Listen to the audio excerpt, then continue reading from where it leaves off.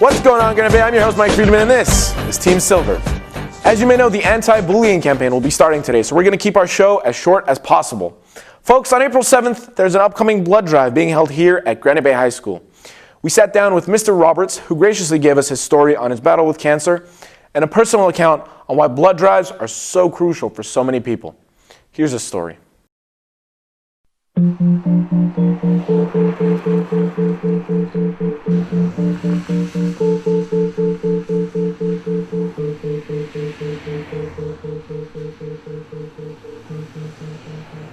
When did you first find out about your cancer?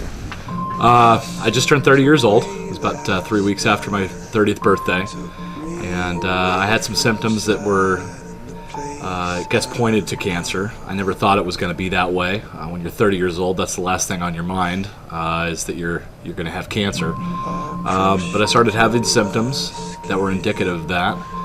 And went in and did a routine blood test, and the very next day I was in the hospital. I was there for about a month. Went through probably the harshest chemotherapy you could possibly go through.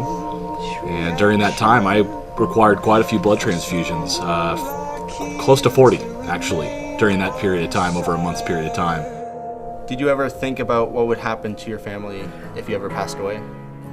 When I first found out I had cancer, that was the first thing that went through my mind, is what my kids were going to do without me, what they were going to do without a father.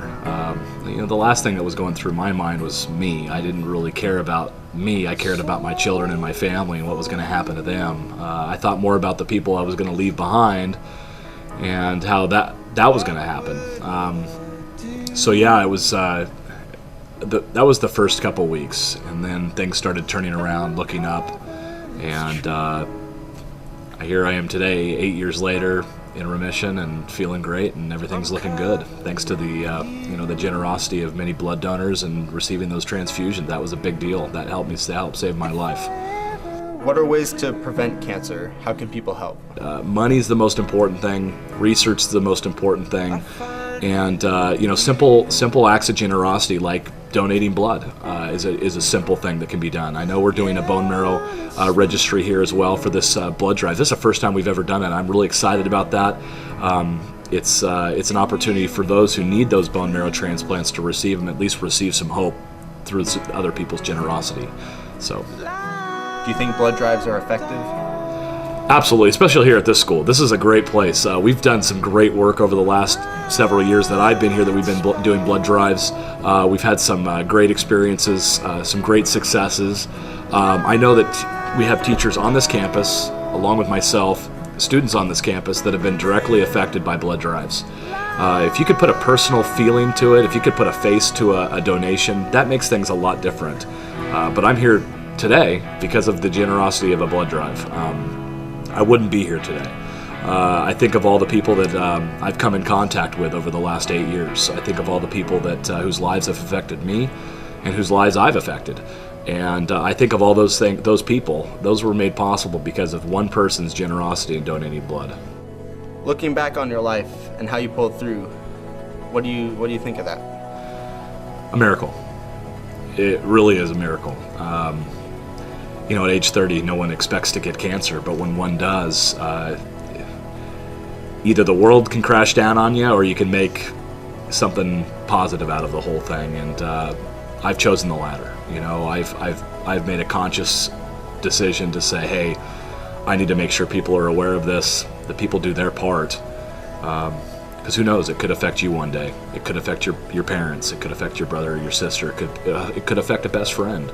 And to know that you've donated to help that person, I think that's the most important thing.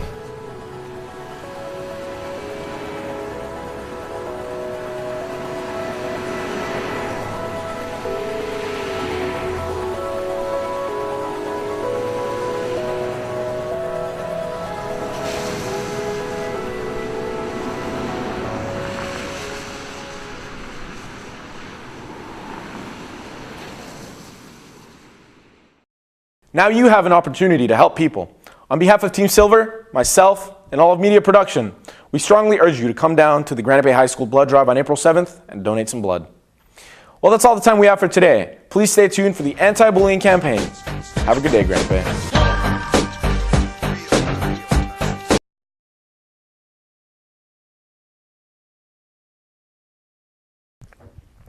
Good morning, Granite Bay. I'm Joe McIntosh, and I am here to present to you the candidates for the student government term of fall 2011. Please remember to come vote April 7th during both lunches and April 8th during the election's one lunch.